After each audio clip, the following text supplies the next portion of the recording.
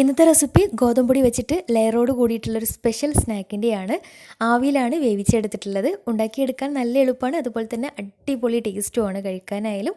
അപ്പോൾ എങ്ങനെയാണ് തയ്യാറാക്കുന്നതെന്ന് നോക്കാം. അതിന് മുന്നേ ആയിട്ട് ചാനൽ സബ്സ്ക്രൈബ് ചെയ്യാത്തവരുണ്ടെങ്കിൽ സബ്സ്ക്രൈബ് ചെയ്യാൻ മറക്കരുത്. തൊട്ടടുത്തുള്ള ബെല്ലൈക്കണും കൂടെ ഒന്ന് ക്ലിക്ക് ചെയ്താൽ പുതിയ വീഡിയോസിൻ്റെ നോട്ടിഫിക്കേഷൻസൊക്കെ പെട്ടെന്ന് തന്നെ കിട്ടുകയും ചെയ്യും. അപ്പോൾ ഈ ഒരു പലഹാരം തയ്യാറാക്കി എടുക്കാൻ വേണ്ടിയിട്ട് ആദ്യം തന്നെ ഒരു ബൗൾ എടുത്ത് അതിലേക്ക് 1.5 കപ്പ് ഗോതമ്പൊടി ചേർത്ത് കൊടുക്കാം. ഗോതമ്പ് പൊടിക്ക് പകരമായിട്ട് മൈദ വെച്ചിട്ടും ചെയ്തെടുക്കാം. എന്നിട്ട് ഇതിലേക്ക് പാകത്തിന് ഉപ്പ് ചേർത്തിട്ട് നന്നായിട്ടൊന്ന് മിക്സാക്കി എടുത്തതിന് ശേഷം ഇതിലേക്ക് ചൂടുള്ള വെള്ളം ഒഴിച്ചിട്ടാണ് ഇത് നന്നായിട്ടൊന്ന് കുഴച്ചെടുക്കാം. അപ്പോൾ പാകത്തിന് ചൂടുള്ള വെള്ളം ഒഴിച്ചിട്ട് നന്നായിട്ട് മിക്സാക്കി എടുത്തിട്ട് നന്നായിട്ടൊന്ന് കുഴച്ചെടുക്കാം. ചപ്പാത്തിക്ക് കുഴച്ചെടുക്കുന്ന രീതിയിൽ നന്നായിട്ട് കുഴച്ചെടുക്കാം. പിന്നെ കുഴച്ചെടുക്കുന്ന സമയത്ത് ഇതിലേക്ക് 1 ടേബിൾ സ്പൂൺ ഓയിലും കൂടെ ഒഴിച്ചു കൊടുത്തിട്ടുണ്ടായിരുന്നു, നല്ല സോഫ്റ്റായിട്ട് കിട്ടാൻ വേണ്ടിയിട്ട്. അപ്പോൾ ഇവയെല്ലാം കൂടെ നന്നായിട്ട് മിക്സ് ആക്കിയിട്ട് നന്നായിട്ടൊന്ന് കുഴച്ചെടുക്കാം. ചൂടുള്ള വെള്ളം ഒഴിച്ച് മിക്സാക്കി എടുത്തത് കാരണം പെട്ടെന്ന് തന്നെ നല്ല സോഫ്റ്റായിട്ട് പെട്ടെന്ന് തന്നെ കുഴച്ചെടുക്കാനും പറ്റും. അപ്പോൾ നന്നായിട്ട് നല്ല സോഫ്റ്റായിട്ട് കുഴച്ചെടുത്തിട്ടുണ്ട്. ഇനി ഇതിൻ്റെ മുകളിലേക്കായിട്ട് കുറച്ച് ഓയിലൊന്ന് സ്പ്രെഡാക്കി കൊടുത്തിട്ട് ചെറിയ ചെറിയ ബോൾസാക്കി എടുക്കാം. ഒരുപാട് ചെറുതാവണ്ട, ഒരു മീഡിയം സൈസിലുള്ള ബോൾസാക്കിയിട്ട് മുറിച്ചെടുക്കാം.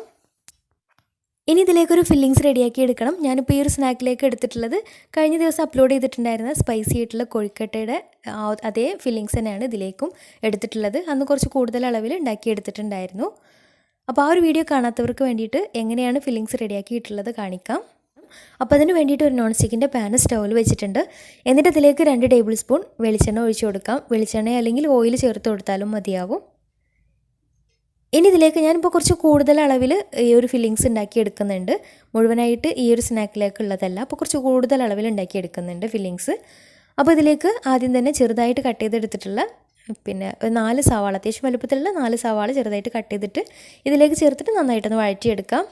വഴറ്റിയെടുക്കുന്ന സമയത്ത് ഇതിലേക്ക് ഒരു 3 പച്ചമുളക് ചെറുതായിട്ട് വട്ടത്തിൽ കട്ട് ചെയ്തതും അതുപോലെ തന്നെ കുറച്ച് കറിവേപ്പില ചെറുതായിട്ട് കട്ട് ചെയ്തതും കൂടെ ചേർത്തിട്ടാണ് വഴറ്റിയെടുക്കുന്നത്. പെട്ടെന്ന് വഴന്ന് കിട്ടാൻ വേണ്ടിയിട്ട് അതിലേക്ക് പാകത്തിന് ഉപ്പും കൂടെ ചേർത്ത് കൊടുത്തിട്ടുണ്ട്. കൂടെ തന്നെ ഇതിലേക്ക് 1 ടേബിൾ സ്പൂൺ ഇഞ്ചി വെളുത്തുള്ളി പേസ്റ്റും കൂടെ ചേർത്ത് നന്നായിട്ട് മിക്സ് ആക്കിയിട്ട് ഒന്ന് സവാളൊക്കെ നന്നായിട്ട് സോഫ്റ്റായിട്ട് വരുന്നവരെ നന്നായിട്ട് സവാളൊക്കെ ഏകദേശം നന്നായിട്ട് തന്നെ സോഫ്റ്റായിട്ട് കിട്ടിയിട്ടുണ്ട്. ഇനി ഇതിലേക്കുള്ള മസാലകൾ ചേർത്ത് കൊടുക്കാം. അപ്പോൾ ഒരു 1/4 ടീസ്പൂൺ മഞ്ഞൾപ്പൊടി, 1 ടീസ്പൂൺ മുളക് പൊടി കൂടി ചേർത്തിട്ട് നന്നായിട്ടൊന്ന് വഴറ്റിയെടുക്കാം. അപ്പോൾ മസാലകൾ ചേർക്കുന്ന സമയത്ത് ലോ ഫ്ലെയിമിലിട്ടിട്ട് വേണം ചെയ്തെടുക്കാൻ വേണ്ടിയിട്ട്. ഇനി ഇതിലേക്ക് 1/2 ടീസ്പൂൺ ഗരം മസാല കൂടെ ചേർത്ത് നന്നായിട്ട് മിക്സാക്കി എടുത്തതിന് ശേഷം ഇതിലേക്ക് ആവശ്യമായിട്ടുള്ള ചിക്കൻ ചേർത്ത് കൊടുക്കാം. അപ്പം ഞാൻ ചിക്കന് ഫ്രൈ ആക്കി എടുത്തിട്ട് ചെറുതായിട്ട് കട്ട് ചെയ്തെടുത്തിട്ടുള്ളതാണ്. അപ്പോൾ ഇതിലേക്ക് മഞ്ഞൾപ്പൊടി, മുളക് പൊടി, കുരുമുളക് പൊടി, പിന്നെ കുറച്ച് വിനാഗിരിയും ഇഞ്ചി വെളുത്തുള്ളി പേസ്റ്റ്, കുറച്ച് മല്ലിയിലയും അതുപോലെ തന്നെ കുറച്ച് ജീരകപ്പൊടി എല്ലാം കൂടെ ചേർത്ത് നന്നായിട്ട് കായം തേച്ചെടുത്തിട്ടുള്ള ചിക്കനായിരുന്നു. അപ്പോൾ ഫ്രൈ ആക്കി എടുത്തിട്ടേ ഉള്ളൂ. അപ്പോൾ അത് ചെറിയ പീസാക്കിയിട്ട് ഇതിലേക്ക് ചേർത്തിട്ട് നന്നായിട്ടൊന്ന് മിക്സാക്കി എടുക്കാം.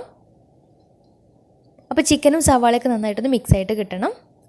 അവസാനമായിട്ട് ഇതിലേക്ക് കുറച്ച് മല്ലിയില ചെറുതായിട്ട് കട്ട് ചെയ്തതും അതുപോലെ തന്നെ 1 ടേബിൾ സ്പൂൺ കുരുമുളക് പൊടി കൂടെ ചേർത്ത് നന്നായിട്ട് മിക്സാക്കി എടുക്കാം. ഈ ഒരു സമയത്ത് ഉപ്പ് കുറവുണ്ടെങ്കിൽ പാകത്തിന് ഉപ്പ് ചേർത്ത് കൊടുക്കാം. എരിവിനനുസരിച്ചിട്ട് കുരുമുളക് പൊടി ചേർത്ത് കൊടുക്കുകയും ചെയ്യാം. അപ്പോൾ ഇതെല്ലാം കൂടെ നന്നായിട്ട് മിക്സാക്കി എടുത്തു കഴിഞ്ഞാൽ നമ്മുടെ ഫില്ലിങ്സ് റെഡി ആയിട്ടുണ്ട്. നമുക്ക് ഇഷ്ടമുള്ള ടൈപ്പിൽ ഫില്ലിങ്സ് റെഡിയാക്കി എടുക്കാം ഇതിലേക്ക് വേണ്ടിയിട്ട്. ഇനി റെഡിയാക്കി വെച്ചിട്ടുള്ള ഓരോ ബോൾസും പ്രസ്സിൽ വെച്ചിട്ടൊന്ന് പ്രസ് ചെയ്തെടുക്കാം. എന്നിട്ട് ഒരു പലകയിൽ കുറച്ച് ഗോതമ്പൊടി വിതറിയതിന് ശേഷം അതിന് മുകളിലേക്കായിട്ട് ഫസ്റ്റ് പത്തിരി വെച്ച് കൊടുക്കാം. ഇതുപോലെ പ്രസ്സിൽ വെച്ചിട്ട് പരത്തിയെടുക്കണമെന്നൊന്നുമില്ല, പലകയിൽ വെച്ചിട്ട് പരത്തിയെടുത്താലും മതിയാവും. ഒരേ വലുപ്പത്തിൽ പരത്തിയെടുക്കാൻ ശ്രദ്ധിക്കുക.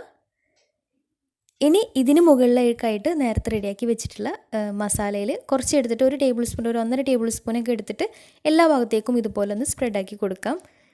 കൂടുതൽ എൻഡ് ഭാഗത്ത് വല്ലാണ്ട് ആക്കണ്ട, സെൻറ്ററിലായിട്ട് ഇട്ട് കൊടുത്താലും മതിയാവും. ഇനി അതിന് മുകളിലേക്കായിട്ട് അടുത്ത പത്തിരി വെച്ചിട്ട് സൈഡ് ഭാഗമൊക്കെ ഒന്ന് ഒട്ടിച്ച് കൊടുക്കാം. ഇനി അതിന് മുകളിൽ മസാല വെച്ച് കൊടുക്കാം. ഇതുപോലെ ലെയറായിട്ട് സെറ്റ് ചെയ്തെടുക്കാം. അപ്പോൾ ഓരോ പത്തിരിയും മേലെ മേലെ വെക്കുന്ന സമയത്ത് സൈഡ് ഭാഗത്തുനിന്ന് നന്നായിട്ട് പ്രസ് ചെയ്തിട്ട് ഒട്ടിച്ച് കൊടുക്കാൻ മറക്കരുത്. ഒരു 5-6 പത്തിരിയൊക്കെ ഇതുപോലെ സെറ്റ് ചെയ്തെടുക്കാം. എന്നിട്ട് അവസാനമായിട്ട് സൈഡ് ഭാഗം നന്നായിട്ടൊന്ന് പ്രസ് ചെയ്ത് കൊടുക്കണം, നന്നായിട്ട് ഒട്ടി കിട്ടണം. അപ്പോൾ എല്ലാതും ഇതുപോലെ ലെയറാക്കി എടുത്തു കഴിഞ്ഞാൽ ഇനി അതിൻ്റെ ഏറ്റവും മുകളിൽ കുറച്ച് മസാല വെച്ചിട്ട് കുറച്ച് മതിയാവും. എന്നിട്ട് ഇത് പകുതിയായിട്ട് ഇതുപോലെ ഒന്ന് മടക്കിയിട്ട് സൈഡ് ഭാഗത്ത് നന്നായിട്ടൊന്ന് പ്രസ് ചെയ്ത് കൊടുക്കാം. അപ്പോൾ ഇത്രയേ ഉള്ളൂ. ഇനി ഇത് ആവിയിൽ വേവിച്ചെടുക്കാം. ഞാനിപ്പോൾ ടപ്പർവെയറിൻ്റെ സ്റ്റീമറിലാണ് ഇത് വേവിച്ചെടുക്കുന്നത്. അപ്പോൾ ഈ ഒരു സ്റ്റീമറിൽ ഒരു വാഴയില വെച്ചിട്ട് താഴ്ഭാഗത്തൊരു വാഴയില വെച്ചിട്ട് അതിന് മുകളിലേക്കായിട്ട് ഈ ഒരു പലഹാരം വെച്ച് കൊടുക്കാം. ഇനി അടച്ച് വെച്ച് ഒരു 15 മിനിറ്റ് നന്നായിട്ട് ഹൈ ഫ്ലെയിമിലിട്ടിട്ട് വേവിച്ചെടുക്കാം. അപ്പോൾ താഴ്ഭാഗത്ത് വേറൊരു പാത്രത്തിൽ കുറച്ച് വെള്ളം വെച്ച് കൊടുത്തിട്ടുണ്ട്. അപ്പോൾ ഏകദേശം ഒരു 15 മിനിറ്റ് ആയപ്പോൾ തന്നെ കറക്റ്റായിട്ട് വെന്ത് കിട്ടിയിട്ടുണ്ട്. അപ്പോൾ നിങ്ങളെടുക്കുന്ന പാത്രത്തിനനുസരിച്ചൊക്കെ ടൈമിൽ വ്യത്യാസം ഉണ്ടാവും. ഇനി ഇത് ഇങ്ങനെ കഴിക്കാനും ടേസ്റ്റാണ്. ഞാനൊരു കോട്ടിങ്ങും കൂടെ കൊടുക്കുന്നുണ്ട്. അപ്പോൾ അതിന് വേണ്ടിയിട്ട് ഒരു പാൻ എടുത്താലും മതിയാവും. ഞാനിപ്പോൾ ഒരു ചീനിച്ചട്ടിയിൽ 1 ടേബിൾ സ്പൂൺ നെയ്യ് ഒഴിച്ച് കൊടുക്കാം. എല്ലാ ഭാഗത്തേക്കുമായിട്ടൊന്ന് സ്പ്രെഡാക്കി കൊടുക്കാം. എന്നിട്ടൊരു കോഴിമുട്ടയിൽ കുറച്ച് ചില്ലി ഫ്ലേക്സും കൂടെ ചേർത്തിട്ട് നന്നായിട്ടൊന്ന് അടിച്ചെടുത്തിട്ടുണ്ട്. എന്നിട്ട് ഈ ഒരു ബാറ്ററിൽ നമ്മൾ റെഡിയാക്കി വെച്ചിട്ടുള്ള ഈ ഒരു പലഹാരം ഒന്ന് മുക്കിയിട്ട് ചീനിച്ചട്ടിയിലേക്ക് വെച്ച് കൊടുക്കാം. ഇനിയിപ്പോൾ മുട്ട ഇല്ലാതെ വെറും നെയ്യിൽ ജസ്റ്റ് ഒന്ന് 2 ഭാഗവും ഒന്ന് മൊരിച്ചെടുത്താലും മതിയാവും. മുട്ടയുടെ ഒരു കവറിങ്ങും കൂടെ വരുമ്പോൾ ഒന്നും കൂടെ നല്ല ടേസ്റ്റാണ്. അപ്പോൾ ചീനിച്ചട്ടിയിൽ തന്നെ വേണമെന്നില്ല, പാനിലൊന്ന് ജസ്റ്റ് വേവിച്ചെടുത്താലും മതിയാവും. ഇനി 2 ഭാഗവും തിരിച്ചു മറിച്ചിട്ടിട്ട് നന്നായിട്ടൊന്ന് മൊരിച്ചെടുക്കാം. മുകൾ ഭാഗത്ത് കുറച്ച് ചില്ലി ഫ്ലേക്സും അതുപോലെ തന്നെ കുറച്ച് കുരുമുളക് പൊടി ഒന്ന് സ്പ്രെഡാക്കി കൊടുക്കുന്നുണ്ട്. നിർബന്ധമൊന്നുമില്ല, കാണാനൊരു ഭംഗിയാണ്, ഒരു നല്ലൊരു ഫ്ലേവറുമാണ്. മല്ലിയില കയ്യിലുണ്ടെങ്കിൽ കുറച്ച് മല്ലിയിലയും ചേർത്ത് കൊടുക്കാം. അപ്പോൾ ഇത്രയേ ഉള്ളൂ, സിമ്പിളായിട്ട് ഉണ്ടാക്കിയെടുക്കാൻ പറ്റിയ നല്ല ടേസ്റ്റി ആയിട്ടുള്ള ആവിയിൽ വേവിച്ചെടുത്തിട്ടുള്ള നല്ലൊരു പലഹാരമാണ്. തീർച്ചയായിട്ടും ട്രൈ ചെയ്ത് നോക്കുക, അടിപൊളി ടേസ്റ്റാണ്. അപ്പോൾ ട്രൈ ചെയ്തിട്ട് നിങ്ങളുടെ ഫീഡ്ബാക്ക്സ് താഴെ കമൻറ്റ് ബോക്സിൽ അറിയിക്കാൻ മറക്കരുത്.